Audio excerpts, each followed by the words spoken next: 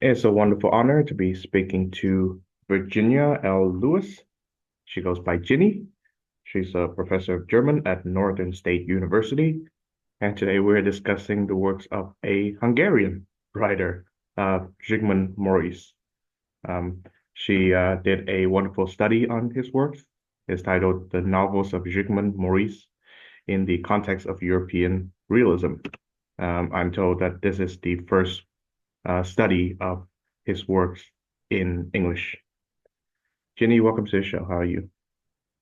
Well, thank you very much. Yes.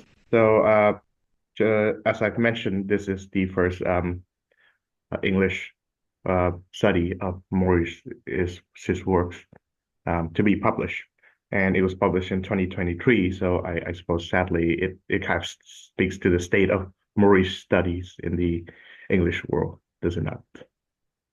Yeah, as a matter of fact, there was a small study. I forget when it was published, maybe back in the 30s in English, but it was more or less of a pamphlet.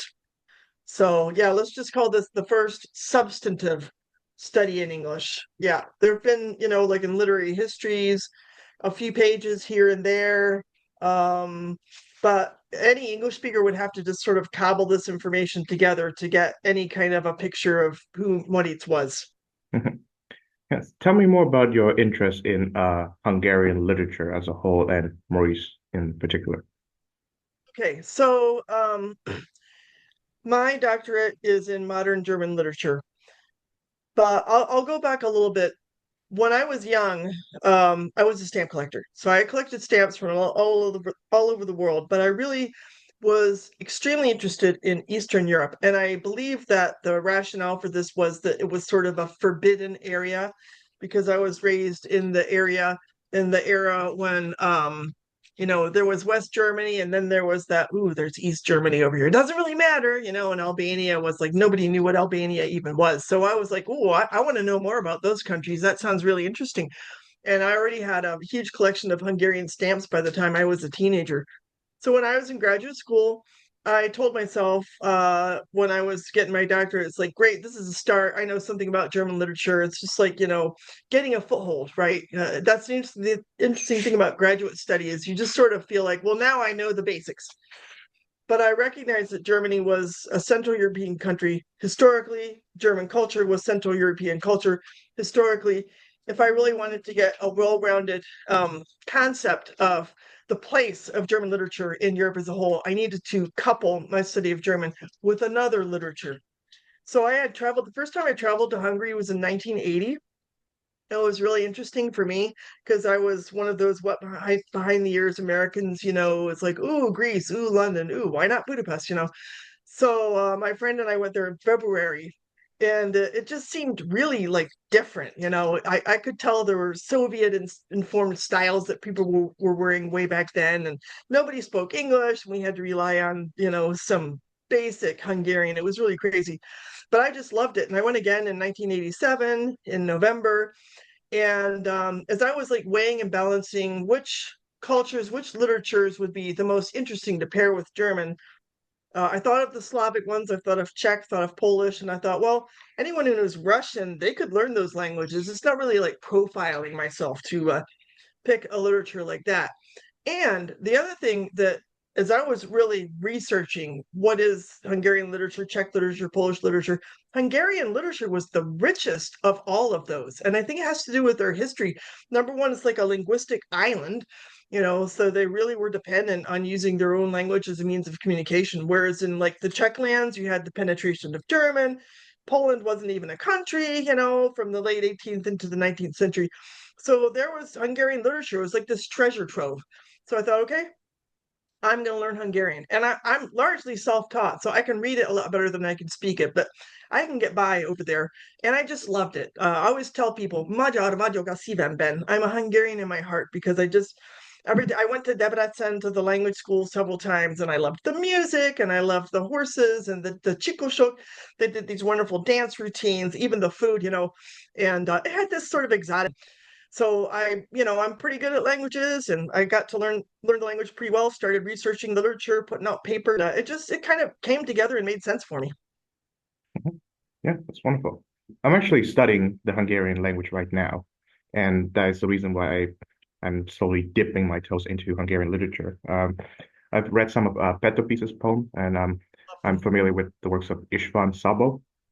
I believe he did a adaptation of one of Maurice's novels, The Rococo. Rokono, Yes, or Relation. exactly. Yeah. Fairly I recent. believe you treated that novel as well as six other books, which we shall talk about later. But what can you detect are the common themes of Maurice's prose works? So I think it's important to start off by saying that his oeuvre is extremely rich. He wrote a great deal. He wanted to make money from writing, and he succeeded. And there's a certain imbalance in his work. So some of them were more or less written for entertainment. And then there's this whole side of historical novels that I haven't probed very deeply into, partly because of a lack of availability of translations, and also because it was a little bit alien to my field of work. But the realist novels, so the ones that I'm really dealing with in this book, are the ones that struck me as the most interesting. And my sort of fundamental interest is in human agency. So, the ability to self-determine, to make decisions about your future and the actions that you want to take and why. And this agency was severely circumscribed in the world that Moritz portrays, not just among the peasants, but even among the middle classes. So I think this sort of limited agency, this stripping away of freedom and responsibility and opportunity from Hungarian citizens as a result of the economic systems at play, and also Hungary's sort of relative weakness as an economic sort of stakeholder, and also the government. The government really was not consistent with the modern exigencies of democracy and freedom and that kind of thing. There was just such a strong chokehold on the economy on the part of the people who the landed gentry. So those are the themes that most concern me, and I think you could easily argue that Moritz's most famous works deal with these themes. Okay. Let's begin with Shara Sharayan Shararai, Mud Gold. Mudgo. Yeah, tell me about the how this work came to be and what's about. Well, there's interesting sort of, I'm going to call it a myth that Moritz was a peasant or of peasant background. It's not really strictly true. He did have some peasant background on his father's side. Nonetheless, so I think he looked at the peasantry with a kind of a journalist's eyes. And I think it's important to keep that in mind as well. So he was an editor for this literary magazine in Hungary called Nyugat, and Adi Endre also had a hand in that, as well as some other sort of naturalist leaning authors in the early 20th century of Hungary. And so they came into contact with naturalism and Zola and authors like that.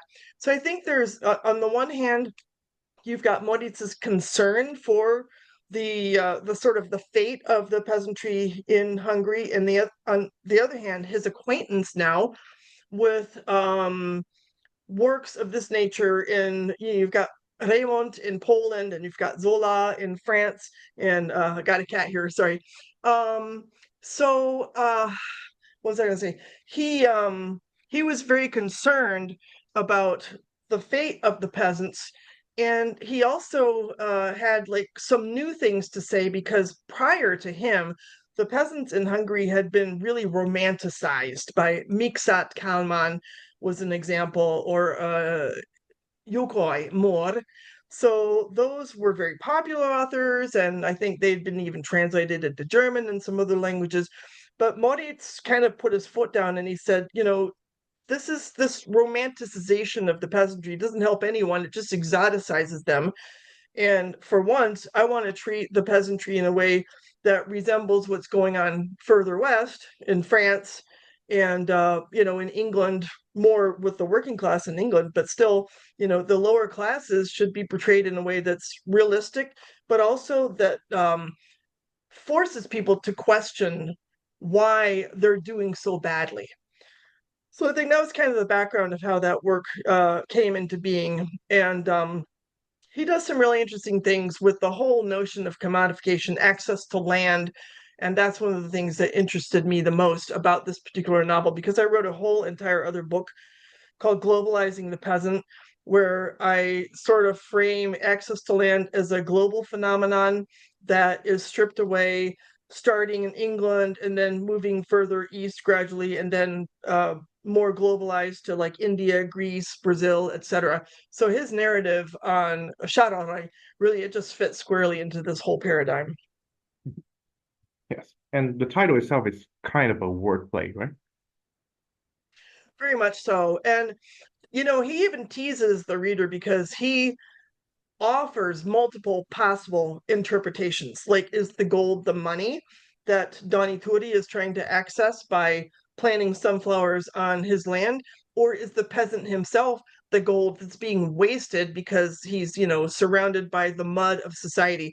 So I think it's kind of cool how Moritz sort of opens the door deliberately, and not necessarily to obfuscate things, but just to sort of cause the reader to think, what is the interplay between gold? What is the gold? What is the mud? And how do these fit together? And what's going on that I could maybe help change?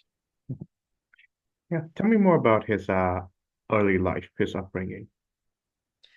Well, I'm not an expert. The person who would really be able to inform us about that is a person named Silaji Jofia. But there are a few like key events that inform the way that he approached a lot of this fiction that I know about. So his father was a reasonably well-to-do peasant and kind of a entrepreneur.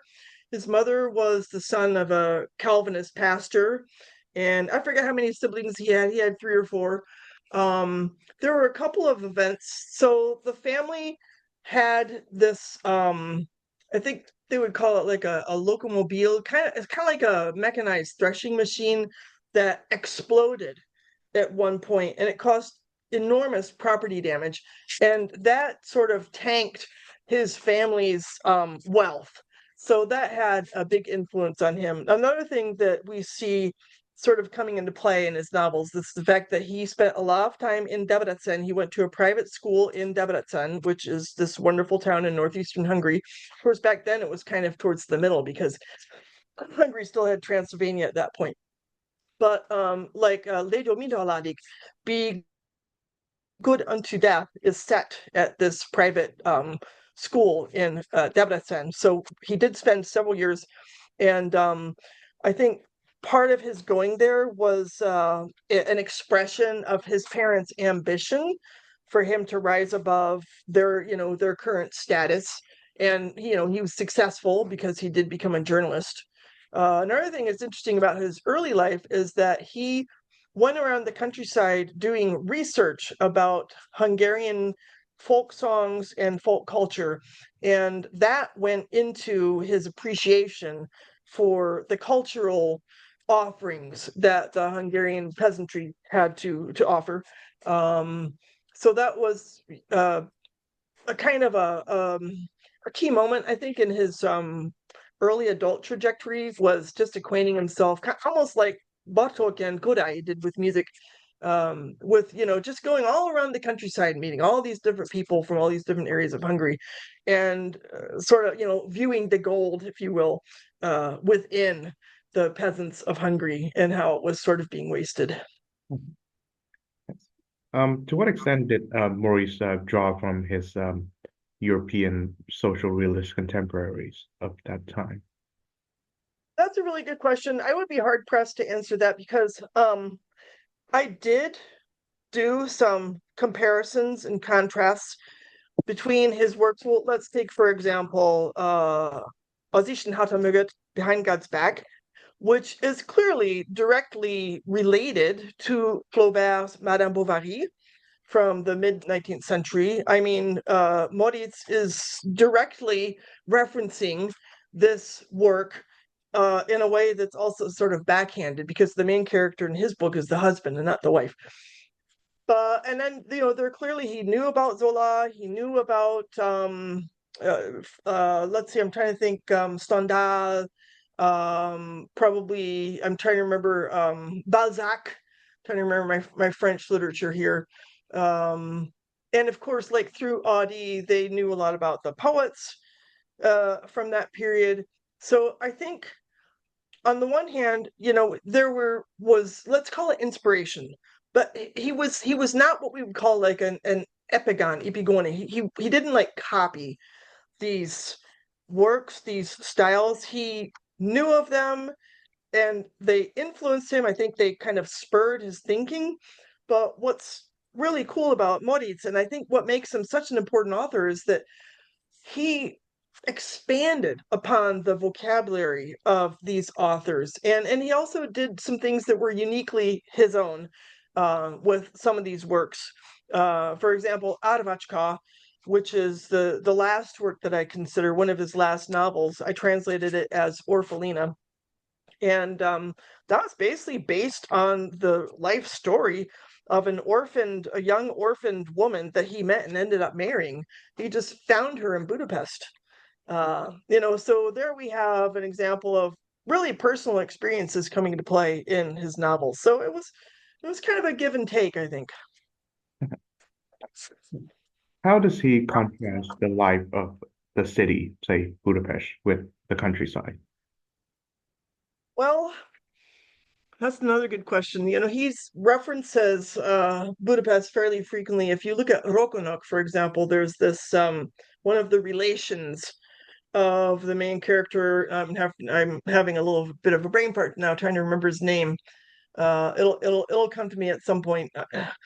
But so he has this cousin in Budapest, and one of the things that you see is that the socialist political party and its manifestation in the city is like much more mature than the peasants. A book that I didn't write about, which eventually I may, it's called A Bulldogenbad, The Happy Man. And here he even goes farther into teasing this whole question of the political consciousness of the socialists, the workers in Budapest versus the ignorant peasants. He really plays up the idea in Bulldogemad that the main character is kind of dumb and floundering and has no idea how wrong his life is, whereas the socialists in Budapest, they know it all and they're very savvy and they just kind of laugh at him. Um, those are a couple of examples. Yes, I have a copy of Roanoke here. Uh-huh. You can just turn off the blurring filter, and yes, here we go. So yeah, it's this one part of a two novel volume. The first Okay. one is Givilagos Giviratik, which is roughly titled to Until the Small Hours of the Morning. I understand that this is not one of the novels that you treated, but I do know, as I've mentioned, that Roanoke was adapted into movies twice, I believe, one in 1954 and one in 2006. The 2006 version was by István Szabó, the world famous Hungarian filmmaker. So, Right. He have you did seen? Colonel Radel. Yeah, have you seen? Yes, and Mephisto, of course. Have you seen either of these adaptations? I have not. I tried to lay my hands on him and I failed. Let's see. It would be interesting though. Let's see. I've seen like scenes. Mhm. Yeah, I managed to get a copy of it, the 2006 version on the internet, and yeah, I'm going to watch it at some point. Yeah, so what are some of the themes being treated in Roanoke, or relatives or relations? So Rokonok has everything to do with political influence and just these sorts of small loyalties that form this administrative nexus web of influence that on the one hand they can grant one power. So I'm looking at, I think, is it Istvan Kopyash? Is that the name of the main character?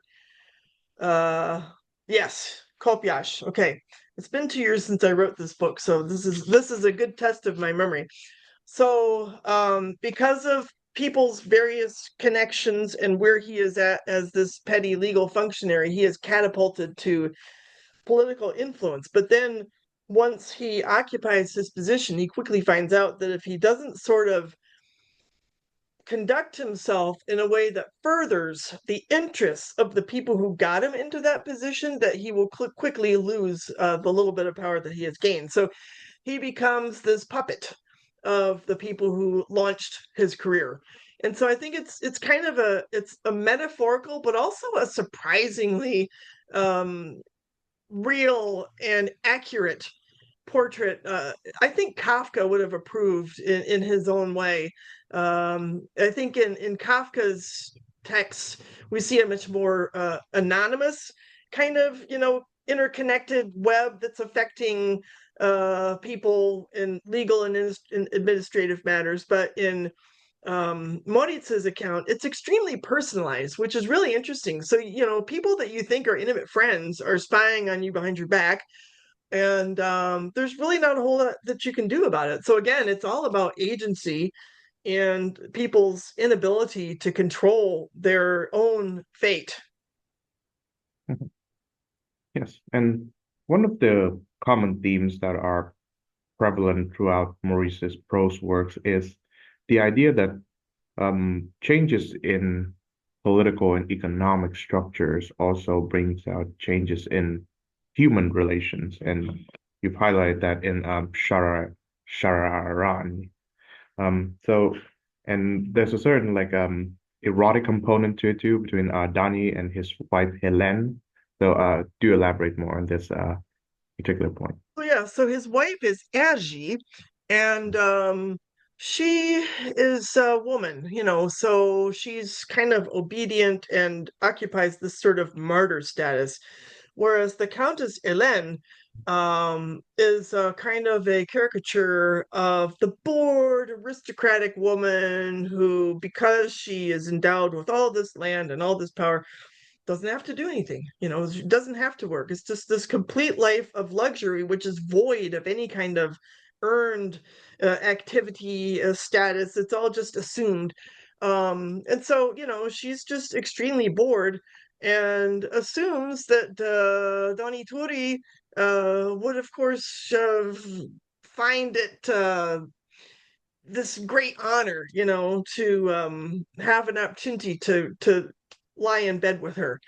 And there's this whole subtext about erotic encounters in the book, whereby money is sort of above Donny Turi.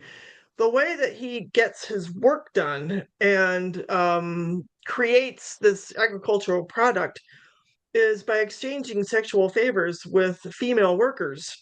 And that's the currency that he operates in. So his basic ambition is to rise above this level and to become credit worthy, in the sense of, people have faith in his ability to pay off his debts using money.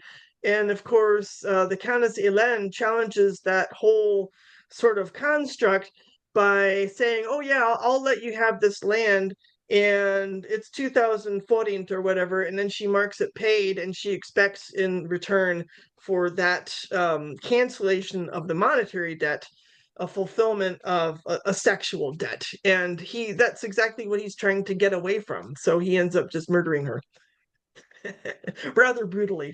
It's a kind of a grisly but very satisfying end to this novel. Yeah, one thing that I really appreciate from reading Jean-Paul Sartre's work, L'être et la néant, being in nothingness, is his idea that uh, we as individuals can so internalize our roles in society that we think that we are these roles that we play in. And I wonder whether Maurice sees this kind of role internalizing within either the peasant or, say, other members of society, like the person who has this relations who, takes advantage of him. Do they rise above their roles, or do they remain stuck within? I would say that they remain stuck. A good example of this is, again, Az Isten hat a mögött, the Behind God's Back, because there, very few characters have a name. Their name is their function. Mm, And so you have a lot of instances in Monitz's work where the people are so identified with their role in society that they don't even have names. And the perfect example of that is Arvachka at the end of the book, because everyone refers to her as the state orphan. She doesn't even really have a name. And she identifies with these puppets that she encounters in this one room in the manor ladies, who doesn't have a name either, manor house, and she just recognizes, that's me, those puppets, that's me. And the dolls for her are playthings in the worst sense of the word. She's like a plaything of fate. And the most agency she has is this accidental setting fire at the end where she burns everybody around her down without even really intending to. wow. Okay. That's crazy. Mhm. I understand also that Maurice is a contemporary of sorts of one György Lukács, uh, Lukács György, great Hungarian Hegelian Marxist philosopher. To what Mhm. extent are these two great figures of Hungarian history?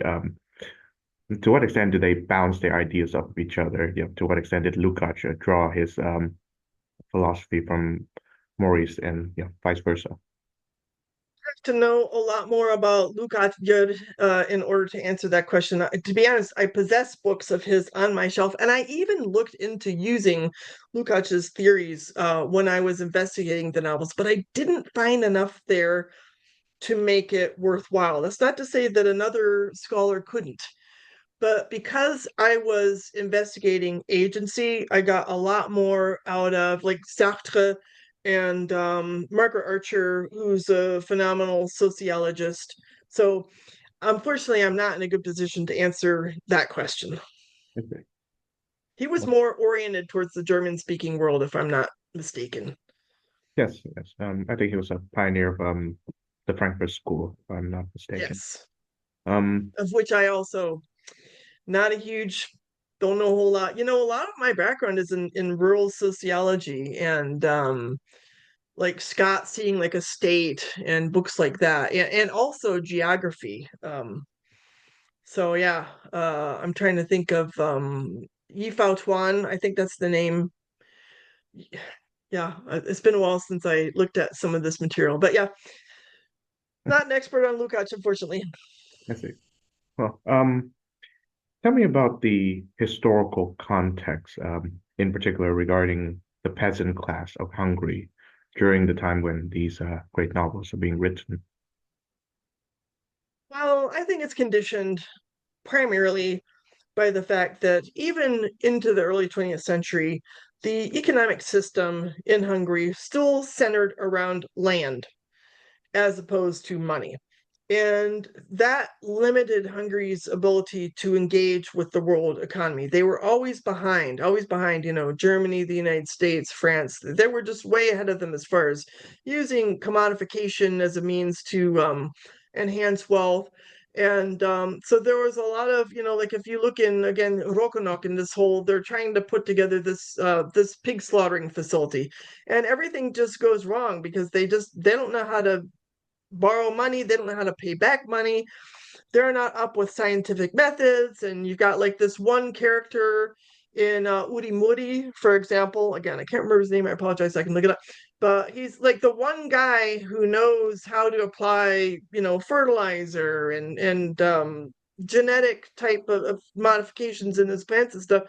Also, again, he doesn't really know, he doesn't understand the principle of commodification as the primary means of getting ahead.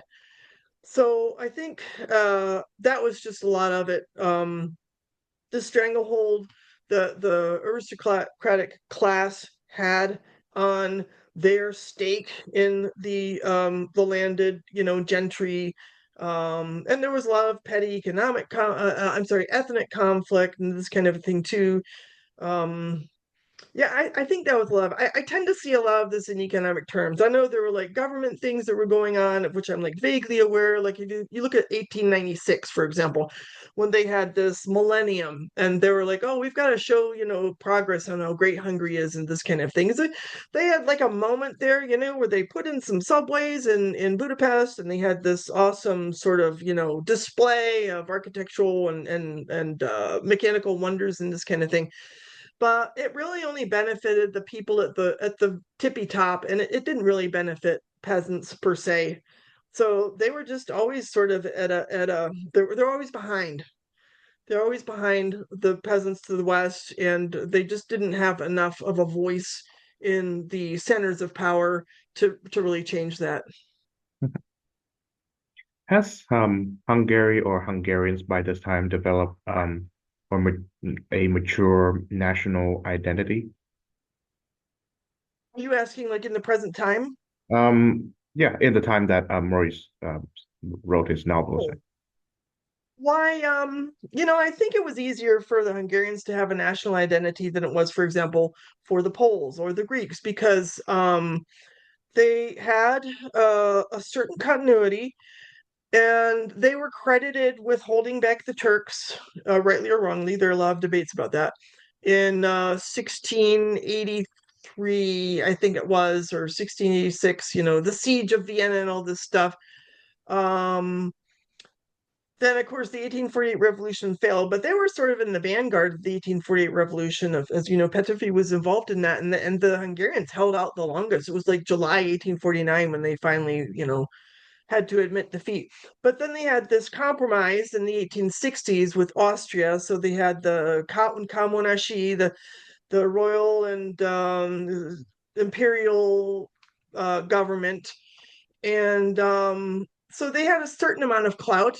Obviously they were the junior partner, but they had a certain amount of respect. I mean, if you look back even to like Maria Theresa, she was the queen of Hungary, and like the people identified with her and felt like she protected them and this kind of thing. So I think their national identity has been quite strong. If you look at like the music, the fact that their language is so unique, and you have Bartók and Kodai, these composers in the early 20th century collecting Hungarian folk songs and this kind of thing. So I would say that's probably one of the reasons why it appealed to me to study Hungarian literature, because there was just more there. There's just more written in Hungarian than say in Romania or Bulgaria, or the further east you go, then the less you find. Right. How does Maurice depict, I suppose, what Marx would call the relations between capital and labor within his works? Well, again, it's like a whole different level of maturity, because Marx was dealing with factories, the means of production. Well, what production did Hungary really have apart from buza? I mean, they produced wheat, there was some cattle. It's not like they really had industry per se. So you don't you know there are these hints, like the socialist workers in Budapest, for example, who are portrayed in All Boldog and Bad, and some hints at that in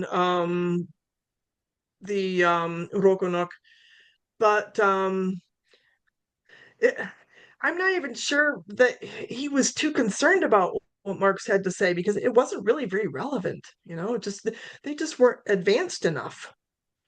The communists had a field day when they took over after World War II and depicted Moritz as this, socialist author and this kind of stuff. It was all false. He wasn't that at all. And so since 1989, all these scholars have had to try to correct this image, this association. He wasn't really talking about socialism. He was critiquing capital. He was critiquing commodification per se. And of course, Marx has this concept of being alienated from one's labor. Does that feature as a prominent theme in Maurice's writing? Not in my experience. No, if you look at Donny Turi, I mean, his labor is who he is. Hmm. And he's like renowned for his ability to thresh, to harvest wheat, for example. There are these scenes where he's this wheat cutter and he's just so skilled, and everybody is jealous of him. And they're just certain that, his ability to do this hard work on the field is going to make him rich. But if he can't have land, it's not going to work. So that we really see this relationship of people to the land, their ability to cultivate the land, but their failure to engage with the mechanism of commodification at the level of like exporting and accessing like credit and owning land in a way that makes it commodifiable. Their relationship with the land is always very visceral. We see this also in the Romanian author who wrote the book Yon. I have to remember his name. It's on the tip of my tongue. But even in other like nearby countries, even in Zola, you can see this, just this powerful association of this identification of the peasant with the land. So there's really not any alienation there. There's just this disconnect between the value of their labor and the external economy's willingness to give money back in exchange for that labor. Yes. And yeah, I would say that yeah, Marx wrote a lot about the workers, but he barely wrote anything about the agrarians. Yeah. Yeah, he was, kind of an urban Jew in a way. He was really concerned with what was going on further west. It started in England, right, with industrialization. But industrialization really didn't hit Hungary until the 20th century. And then even then it was slow.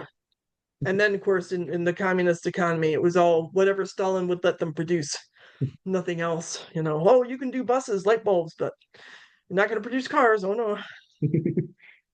Yes, and of course, he had to murder a lot of you know, farmers who are in some ways have private ownership of land and their goods in order to achieve his goals. Collectivization. Yeah, that was huge for the Germans from Russia. I've written about that too. That was a whole different story. Yes, and so you mentioned that Maurice wishes to debunk or demystify this image of this romanticized image of the agrarian. And I think a lot of American literature of say late 19th, early 20th century often does that too, with Yeah. all the Grapes of Wrath. yes. So what is this image of the peasant, the farmer that Maurice wishes to demystify? The happiness. The singing and the dancing and it's like Alboldo Gambetta, he's sort of satirizing this guy. He's happy being an idiot. Uh and it's not okay because what happens then is that all the people sitting above them and on the economic um branches of the trees then can continue to just squash them. And the reality is that the peasants were hurting. They were suffering. They were living in horrible buildings, just tiny hovels with a low roof and no chimney, and could easily just get burned down. They were stealing from each other. Um, they were just really living in conditions that weren't fit for human beings. I've read narratives about the same kind of thing in Germany around 1900. The conditions were just deplorable, and you couldn't even imagine raising a child in conditions like that. And they were being, sort of abused by the Jewish moneylenders and this kind of thing. And they weren't happy, and they weren't really the backbone of Hungarian national identity and culture. They were like at the worst bottom of society and its oppression. He wanted to let people know that. Um, so two Hungarians how is Maurice being received? Yeah, that's an interesting question. I've kind of teased this question a little bit today. So, the one book that is probably the most well known among younger Hungarians today is Legio Minolalig, Be Kind Unto Death, which is about a schoolboy.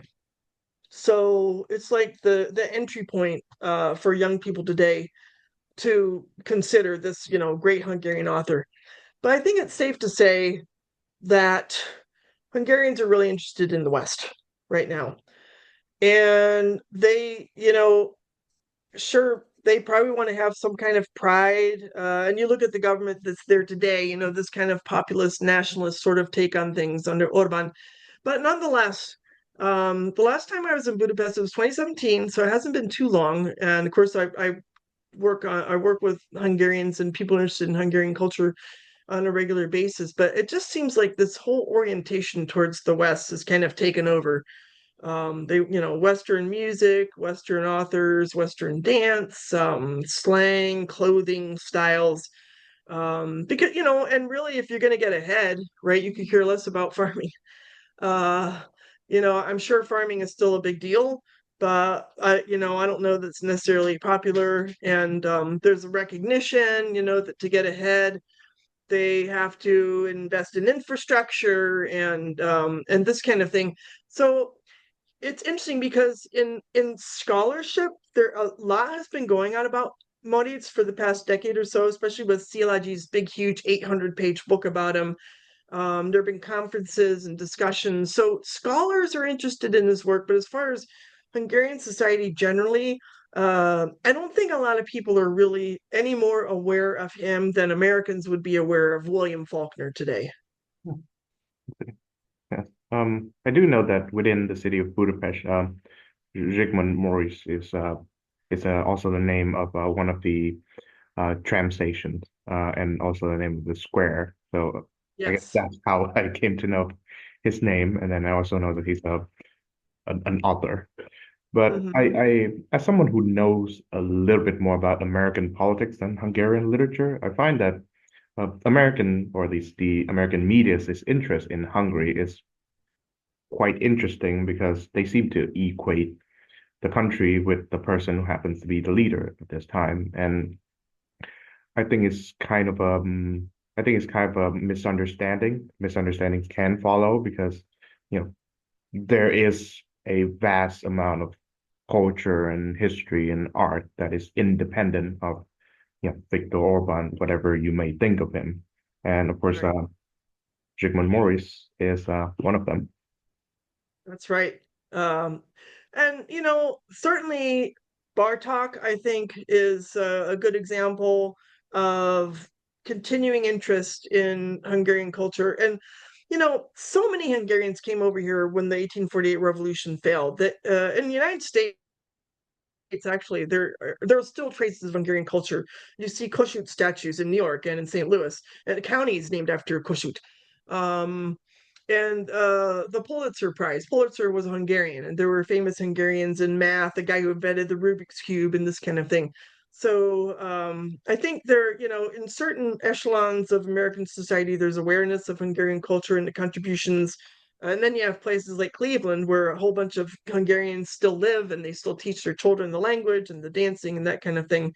Um, so some people are able to separate the country from the leader, and I think there's an acknowledgement that he's oppressed the press over there, but there is a lot of resistance. It's obviously not working out great, but heck, the same thing's happening here in the United States. I see. Yeah, Resistance is just not it's not strong enough. We have yes, to do more. we're speaking in after the outcome of the election, which obviously upset many. So, uh, Yeah. um, I wish to end with this question. So, why should English language readers of literary fiction or literature in general be interested in the works of Zygmunt Maurice? So I think there's a kind of a tendency, number one, to focus on English You know, English is like the dominant language, and there's an assumption on the part of a lot of people in the English-speaking world that that's the only language I have to know. And there's this whole other global culture out there, and it's not just limited to Italy, France, and Germany, and maybe China over there.